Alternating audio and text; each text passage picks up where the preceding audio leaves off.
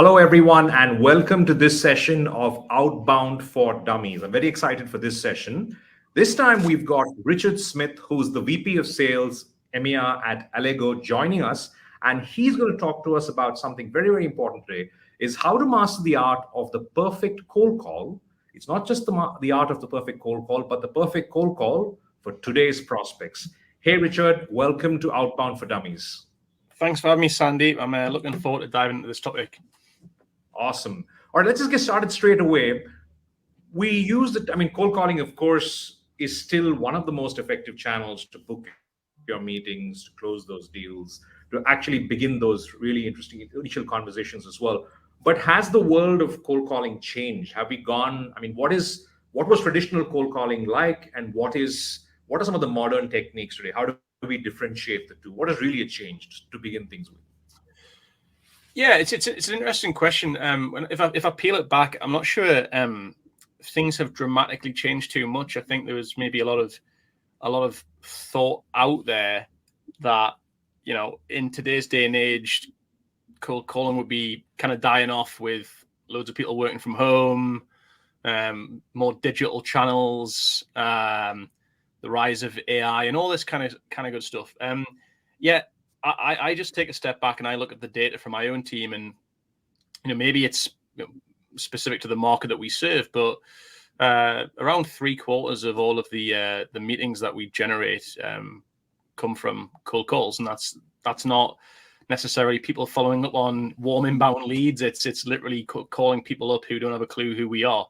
So when I say that, it kind of makes me think that actually the function of cold calling is still alive and well as it was, let's say, 10 years ago. Maybe the changes that we've seen is that connection rates in some industries are down. I think it's harder to get people on the phone, and that I think there's been a rise in demand for good quality data when it comes to cold calling. But I actually think, with all of the amazing content that exists out there, a lot of people now have more of an understanding about how to do cold calling well and how to have better conversations with prospects. Whereas when I was starting in sales, that kind of information wasn't really freely accessible, and I just didn't really know what I was doing when I was picking the phone up. So I think the function of cold calling is still, it hasn't changed a lot. I think there's definitely some challenges that exist more these days. But it's still, as a channel, and certainly from my experiences, it's still a highly productive channel. Awesome. Rich, another question, I think just tapering off this a little bit though as well. One of the big things with cold calling, I've seen this, I don't know if it's a geographical thing or if it's not, there's always an innate fear of making that cold call, that first cold call, that first aspect of whatever it is. I mean, people are very comfortable sending LinkedIn messages, emails, whether it's personalized or not.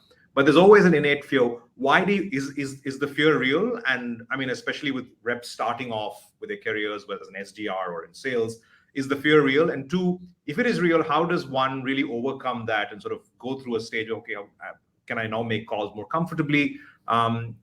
Just walk us through that part. Yeah. The fear is real, Sandeep. I experienced the fear when I was starting life in tech sales and was told that I had to pick a phone up and call a stranger. And that doesn't go away. And probably, if you think of younger people coming into the world of outbound sales, they are typically people who have been brought up less with the behavior of talking on the phone and a lot more around using social media and messaging, and so they possibly feel it more uncomfortable. Where does the fear come from? I think it's because cold calling goes against everything that we were ever told as a young child not to do. Don't talk to strangers, don't interrupt people, and all the rest of it. I think, though, that how to combat that fear, the one thing I've learned is that in order to become more confident doing something, you have to become more capable doing it, like anything in life. If you're not very good at doing something, you don't know how to do it, you're going to back away from trying that thing out, whether it's something in your personal life or something like, you know, making a cold call. And once you understand a framework, a know-how, understand how to a process for cold calling, things just become a little less scarier, quite honestly. So yeah, the fear is real, but there's surefire ways of combating against the fear. Awesome. That's a great segue. In fact, go to the next point itself. How do we now equip our SDRs, our sales reps to do better at calling? I think one of the points that we got down was, hey, how important it is for you to understand your target audience. Where does that stand in the larger scheme of things? And if you just walk us through that.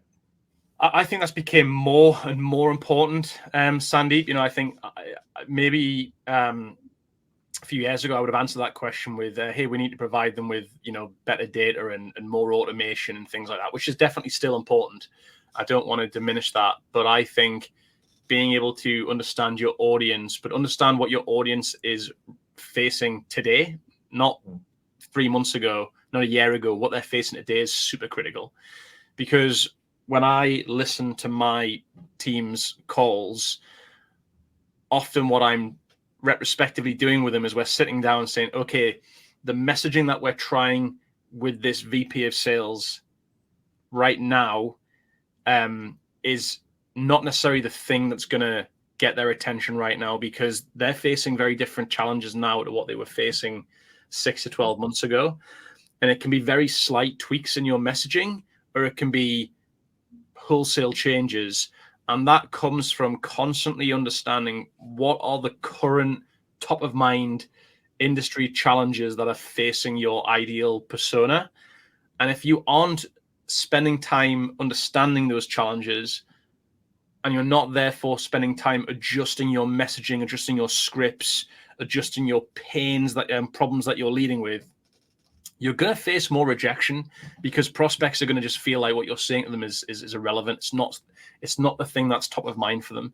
So it's absolutely critical that people in outbound position are making it part of, I would say, a monthly activity, quite frankly, to really look at what are we saying when the prospects answer the phone? Are these things that our prospects care about today? And to constantly be almost experimenting, and that comes with understanding your buyer and what they're facing right now.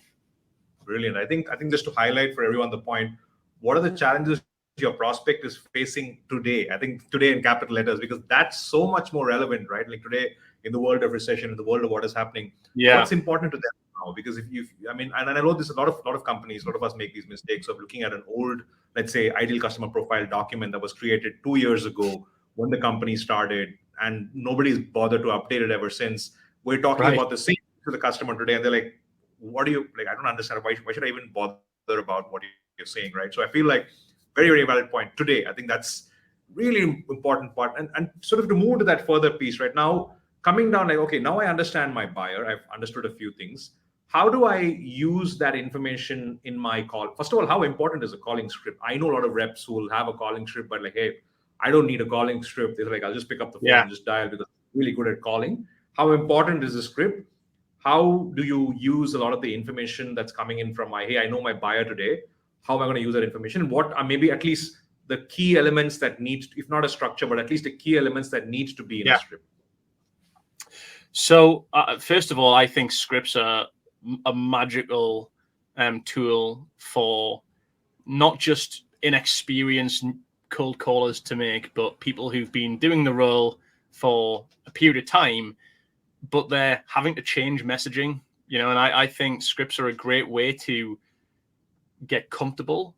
And then when you get comfortable with it, it becomes part of your kind of muscle memory. Then you don't need the script so much, and you can put your own spin on things. But I have some of my reps who've been, you know, they've been an SDR for 18 months, very accomplished, but they are bringing up new scripts on screen on a Google Doc or in a playbook, because that script has changed in the past week. We've sat down, we've done a workshop on, hey, a VP of sales might not be caring so much about onboarding right now. They might be caring about prospects who are, you know, going dark on us in the sales cycle. We need to change that. And so that's the first bit, is I'm a big believer in that scripts are a great way to just get reps comfortable and confident to the point where they become less reliant on the script. And the second question was, how do we take the things that we understand about our buyers and bring that into our script? And this is a very, I go through this kind of useful exercise in order to do this, where I'll say, okay, what are the problems that a CRO is facing right now? Like, and that requires a bit of research, right? But we say, right, and we knuckle it down to say 5 points. Okay, these are things that a lot of CROs have top of mind right now. We then do is like, okay, where does our product fit into those points? And it might not fit into all of those points. It might fit into 2 of those 5 points. And from there, that helps us craft messaging, and that basically craft almost like a story that says, hey, Sandeep, I've noticed with some of my conversations with CROs over the past 2 weeks, a common theme that's coming to the surface that wasn't so much a problem, say 6 months ago. And it's that they're telling me that it's becoming harder and harder to win deals. There's more competition. Every deal counts now. It's more important now more than ever before because they've got less deals in their pipeline. Just curious if that's something that's also top of mind for you. So you go from your list of problems that this persona cares about today, you work out where your product fits in to solve maybe 1 or 2 of those 5 problems, and then you craft your messaging and your storytelling around those points. And again, the key is that you're not talking about your product, you're talking about the problems that your prospect is facing. And that's the kind of exercise that I would typically go through. It's slimmed down a little bit for the purpose of this exercise, but that hopefully shares a little bit of the thought process around it. Awesome. How important do you think is building a rapport while you're on a call with a prospect, right? Like for a lot of folks, it probably comes in very naturally, but for some folks who are getting into this, they're not very familiar about how to build. But first of all, is it really important to sort of build that rapport? How does one decide when to sort of interject and build that rapport? Because sometimes people are really busy, they're super hurried, they just want to know what are you calling for. How does one judge? And if somebody is not in the usual practice of doing that in their normal life as well, how do they take through this? Is it important though? So it is important. I think the bigger question is like, how do people define rapport? Okay, because I think if you ask that question to 5 people, you might get different answers, right? Some people say, hey, building rapport is, you're kind of starting a call where you're asking, how's your day going? How's your week going? You're kind of almost that kind of friendly small talk, right? When actually, if you look at what the definition of rapport actually is, it basically means that the person that you're speaking to understand, they get the sense that you understand their feelings and their emotions, right? So and on a cold call, the reality is we have a very small window in order to basically have a conversation with somebody, never mind kind of build rapport, so to speak, but it's like we're an interruption to someone's day. They're running around like a headless chicken, and they want to be able to, you've got them in a call. They probably don't want to talk to you, if I'm being brutally honest, but you've got them on a call. And how do you maximize that, 2 minutes, 5 minutes that you have on the phone with them? And so I would say the thing that to build rapport with somebody in that setting is you've got to show that person very, very early on within the first 30 seconds to a minute of that conversation that you understand what they're going through. Come back to building rapport. And that's where the problems come in, that you have to make sure that what you say next about, hey, Sandeep, I've been speaking to CROs the past couple of weeks and this theme's been coming through, which wasn't there so much 6 months ago, is like, you have to sound like that person at the other end of the phone has to think, wow, Rich sounds like he's speaking with people who are facing what I'm facing right now too. And if you get that on your calls or in the majority of your calls, you're building rapport because the person says, hey, this person understands my world and isn't just calling talking about something that I just don't care about. So yeah, building rapport is very important. I think people have different definitions of what rapport really means. But I think you build great rapport by saying things to your prospect that they care about. Awesome. On the same lines of building rapport, right? Like you said, there are probably multiple definitions here. I think I love the point around understanding the problem, using the problem in your calling script, bringing the resonating with the problem constantly, right? Does it make sense, or is it even relevant for someone when we say personalization here? And I don't mean personalization by the persona, which we're anyways doing. Yeah. Is it important to know the individual and draw some reference? For example, let's say somebody's trying to pitch to me and they know, hey, I'm doing this outbound series and whatnot, and somebody's drawing reference to the outbound series and then obviously talks about my role and my pain. Yeah. Is that important as well, or I mean, if there's no information? Yeah, it's definitely not vital, but it can really help, right? Like anything in life, with any sort of prospecting, if you feel as a prospect that someone's gone out of their way to just learn something that is, interesting about you as an individual, and not just, hey, notice that you support Newcastle and, whatever, but something like, hey, Sandy, notice that you've been running some LinkedIn lives all on the topic of outbound. Looks like you're trying to build Outplay's volume in the market. And they can then link that back to how they also help with that. Then that's gonna massively help the conversation, because you then feel as a prospect, wow, this person has not only observed something that's quite personal, the stuff that I do, but they've then been able to connect that to how they help. And I think that's the key thing. So if you can personalize your sales calls, it's going to help, but only if you can kind of link it into your value proposition. Otherwise, it just feels like you've learned something just to say it, just to kind of, for the sake of saying it, to be honest. Yeah. Interesting you brought the football reference, because somebody actually wrote a cold email to me and drew a football. So I'm calling out a big Chelsea fan. We had the worst possible season last season. Somebody drew reference to that and tried to get into that. I actually had a conversation with them after that. But I think that sometimes somebody, I mean, and that's not even public now, of course it is, but the fact that I am a fan is nowhere on like my professional social media that I've told anyone. So somebody actually went and figured something out. But I feel like you said, I mean, this person was of course able to draw reference to how the club was performing, to how things can get better and all of that stuff, and really drew into the conversation. But I think that's super vital. Now, one of the, I think, typically, let's say, now let's go sort of step back into the industry and look at folks. There are probably startups and a lot of SMB companies as well. SMB companies maybe already have some kind of inbound motion going on. They're trying to get started with their outbound cold calling. Startups, of course, that initial phase, founder-led growth, and they've got a few people picking up the phone, trying to dial in and call. What are those initial challenges you see that they should be thinking about? Hey, when you start up cold calling, when you're setting up your SDR team and actually start calling, here are a few things that you will actually come your way, or sort of be obstacles in your way, and here's how you can protect. But what are those few initial hurdles you think people might go under? A few things spring to mind. So first of all, I think good quality data. I say like, hey, if you're serious about making cold calling like effective channel, productive channel, stop wasting time dealing with gatekeepers. And I often get asked by people, hey, Rich, have you got any good tips for navigating gatekeepers? My answer is, never speak with a gatekeeper. And the how to do that is to invest in good quality data that's going to get you people's phone numbers that you can connect to. Appreciate that's not always possible for everybody. Maybe they work in industries where data platforms don't provide them with good quality data, but I'd say that's the first thing I would say.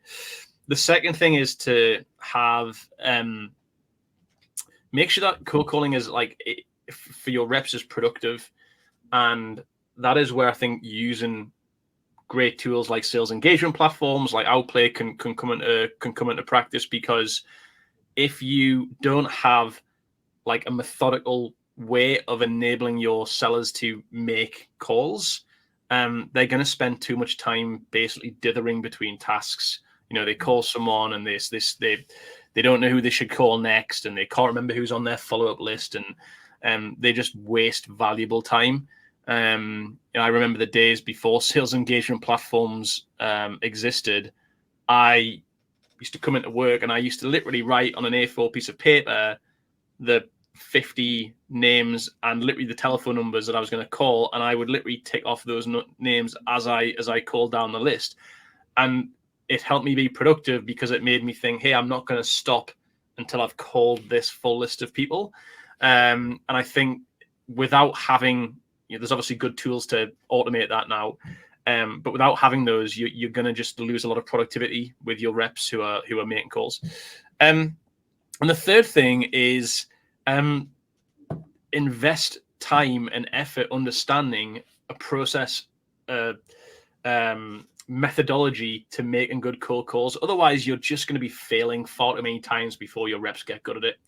And that involves when you start to put those things into practice, you need a good coaching mechanism, a good way to listen back to their calls, give them feedback, coach their reps, share the calls that are leading to most success in the team. You've got to build that motion of constant improvement on their call execution. Again, otherwise, they're going to be making far more mistakes, losing too many meetings with prospects who probably would have booked a meeting with you. So I'd say those three things: it's good data, it's good productivity of a calling motion, and it's ongoing coaching and around a methodology and a cold call framework that works. Awesome.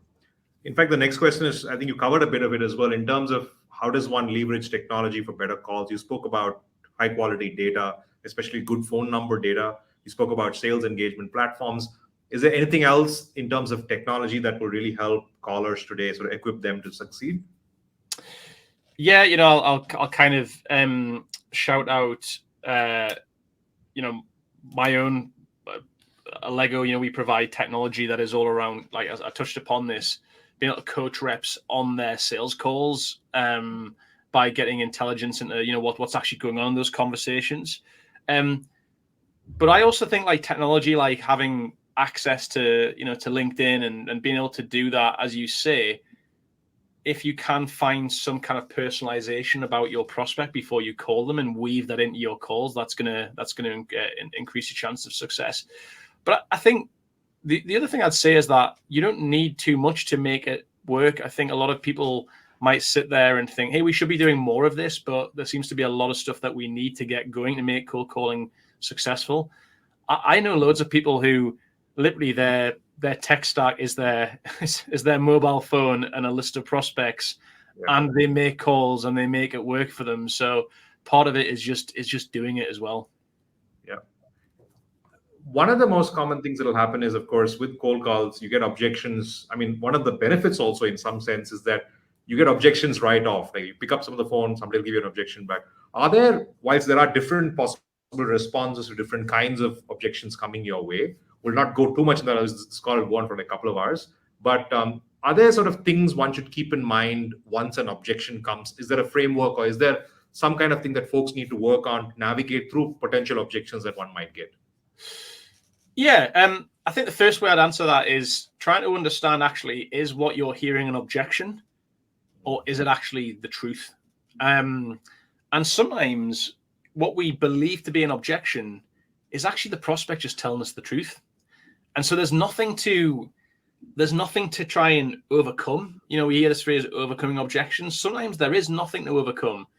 And so for me, the key is when you hear what sounds to be an objection is to understand what is the truth. Because a lot of the time, objections are things that prospects say as like a first line of defense. They'll say they'll give you an objection because it's a way of protecting themselves, right? So I actually teach this framework. It's called PAUA. I call it POWER. And it's pause, acknowledge, understand, small ask. And the premise of this framework, the main part of it is really around the understand part of the framework, and it's designed to help the seller understand what is the reality of what they're being told. So I'll give you an example of this, Sandy. Let's imagine I've cold called someone and they tell me that, hey, I don't make the decisions on this type of thing, right? Classic objection, right? Okay, is an objection is the truth. So what I do as a pause, I'd just take a couple of seconds without saying anything before I respond. I think that really helps as a seller. You kind of gather your thoughts. You don't try and rush to handle the objection. You acknowledge it, which is about making the prospect feel heard, that you're not just trying to go straight in with an attack plan. And it would sound something like, Sandeep, yeah, totally hear what you're saying. And a lot of the time when I call people, it's very unusual for one individual person to make a decision on investments like this. That's me acknowledging that I've heard what they've said. And the next bit is the understand piece, which is the critical piece. And I'll say, so Sandy, just so I can understand, is it the case that you have absolutely zero influence in any tools that the sales team would look to bring in to help with improving cold calling effectiveness and productivity? Or is it the case that you would have some input, but there's many more people in the business that would need to be involved in that evaluation? So you see what I've done there? I've kind of tried to say, hey, is what you're saying the fact that you have zero input, which for the prospect, they might be sat there thinking, well, I do have some input. Yeah. And I think, or is it the case that you do have some input, but there's definitely other people as well that's going to be involved in the decision? And what I'm trying to do there is I'm trying to get the prospect to tell me the truth. And I'm trying to get them to say one or the other. If it's option A, if they say, listen, Rich, I have zero input on this, that's great. There's nothing to overcome there. If they say option B, then I'm like, okay, great. I've got somewhere to go with this prospect. And that's where my small ask comes in. And I'll say, listen, I totally appreciate that if this goes somewhere, if we book a call, that this is about you trying to figure out if this might make sense, but I appreciate that you might not be the only person to be involved in this decision. With that in mind, would you be against us finding 30 minutes tomorrow just to see if this is even worthwhile to explore? And when I do that, I'm trying to get the prospect to buy into what I'm trying to achieve, which is me not expecting them to make the big decision. It's just to start a sales conversation. So that's my framework. Love the. I mean, like you said, I think the understand point is where that got me as well. Such a crucial point is the fact that, I mean, you brightly brought that in and say, hey, are you part of a committee, or you have no influence? And more often than not, they might actually be B, because you've already done your research and you've understood who your ICP is. Totally. So that's why you're reaching that individual, right? Otherwise, you wouldn't be reaching that person. So I think more than likely be super. That's awesome. In another part of this, I think sort of moving into, this is a general question, right? So with regards, of course, you have a sales engagement platform. You've got multiple steps saying call them. At what point do you stop? I mean, of course, you can, with sales engagement platforms, you can just run through the full sequence and then say done. Yeah. When would you ever stop calling, or you just wait for the sequence to finish and say, okay, I'm done with them? Is there a... Yeah, it's a good question. It's a good question. I think there's lots of opinions out there, and maybe even some data points around how many steps should you have in your sequence. And I can't claim to sit here and know the optimum number of steps in a sequence. What I do believe is that you can't just rely on the phone. You know, you've got to use other channels in that sequence. You've got to try different approaches. I think where I see a lot of people go wrong is that they, you know, when I know that I'm enrolled in a sequence, usually on an email sequence, like I'm on like the 9th or 10th email and I haven't responded, and I feel like you should just get the picture by that. The seller should understand that I'm probably not a good prospect, certainly not a good prospect with the approach that they're using right now and then. I think there's a danger that we try and over prospect certain prospects at certain times, and I've always felt like, hey, if I try somebody, say 5 or 6 times with different channels and I'm still not getting a response, it's very unlikely that I'm probably doing more harm to that prospect than I'm actually helping them. And the beauty of it is that it's not to say that prospect will never, ever respond. Maybe at that point in time, they just weren't, you didn't do a good job of catching their eye or catching the phone. Maybe their priorities were elsewhere. You know, circle back to that prospect in 6 months' time and try again. But I do think, there's a danger, and I think one of the problems that exists in the industry is that people don't know when to give up. And that's not to say that we shouldn't be diligent. We shouldn't try and get people on the phone, and it takes multiple attempts. But we have to also have a sense of, hey, if I was this prospect, and if I was on like the 12th attempt and not responding, like, how would I feel as the prospect? So I think there's just something there that I don't know if it's a perfect science. I think it's a lot of it. As a seller, you have to understand and get a good sense of, hey, what is seen as enough, and when should I spend my time focusing on somebody else? Awesome. Now going to the latter half. Just a couple of questions to go here. What are the metrics one should measure while sort of looking at cold calling specifically? Are there key metrics that one should measure? What are they? Yeah, I mean, there's so many metrics, and you could end up having too many metrics that you're measuring. But I think, I was actually looking at this with my SDR team lead this morning around our team, and we were looking at number of connects. We were looking at for each rep, number of connects, number of dials. I think activity is very important, right? I think it's not single-handedly the most important thing, because we were actually looking and saying, hey, some people on our team who were making more dials but getting less connects. And so maybe it's a data problem. Maybe it's a targeting issue. So I think that's really key to look at. You obviously want to look at your dispositions. Like, hey, if we're getting loads and loads of not interested, then maybe we need to think about our messaging. Maybe because people are saying they're not interested, it doesn't necessarily mean that they're not interested in our proposition. Maybe they were just not interested in what we were saying to them, right? We need to tweak our messaging. And we also want to look at conversion ratios. Like, hey, when I get someone to answer the phone, how many of those conversations result in a meaningful as a meaningful next step? And by the way, that meaningful next step doesn't just have to be a meeting booked. The right course of action for that prospect could be, hey, get back in touch in 3 months' time, because it's going to be a better time to talk, right? So I think those things are some of the most important things to look at. But I think qualitatively, outside of metrics, you have to be able to understand what's happening in the conversations that sellers are having. And that's not something that you can just look at some wonderful conversation intelligence data and make decisions about. You have to listen to conversations to figure that out, because so much of successful cold calling comes down to tonality. It comes down to pacing. It comes down to knowing when to ask specific questions, when to stay silent, and you have to invest the time, truly listen to those conversations to figure out what are your more successful reps doing to those who aren't as successful. Awesome. Before we go, almost one more question before we go to the end.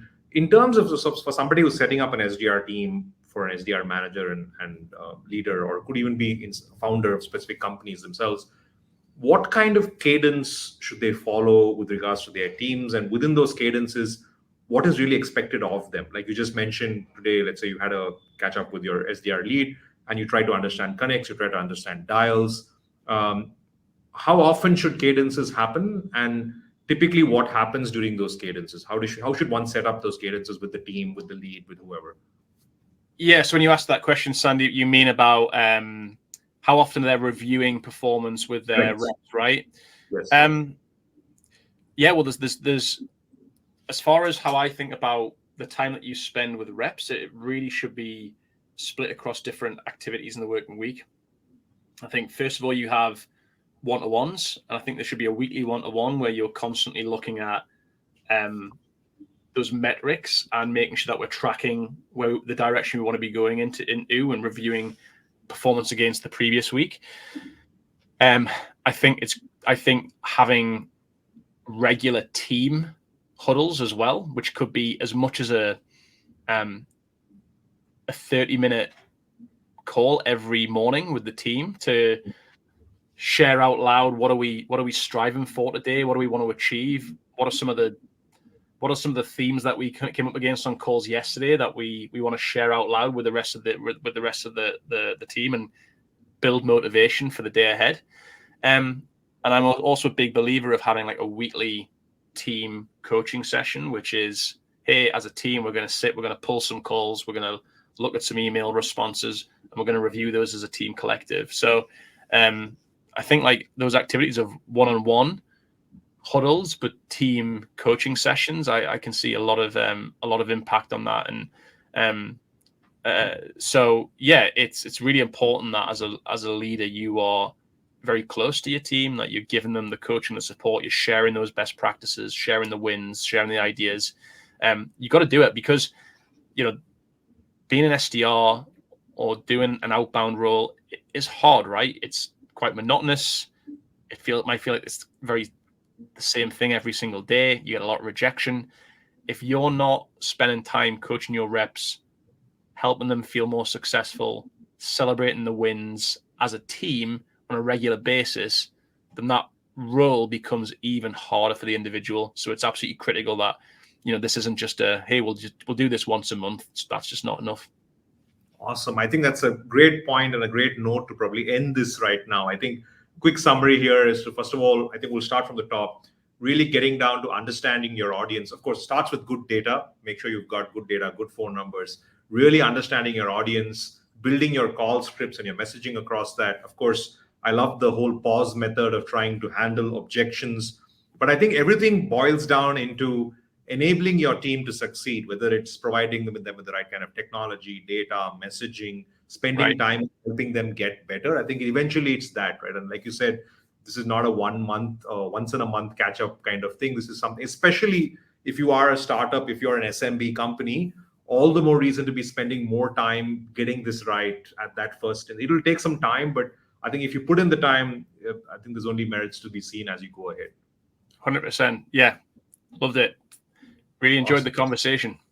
Thank you, Richard. Real pleasure having you here. It was great fun chatting with you as well. Okay. Thank you. Thank you.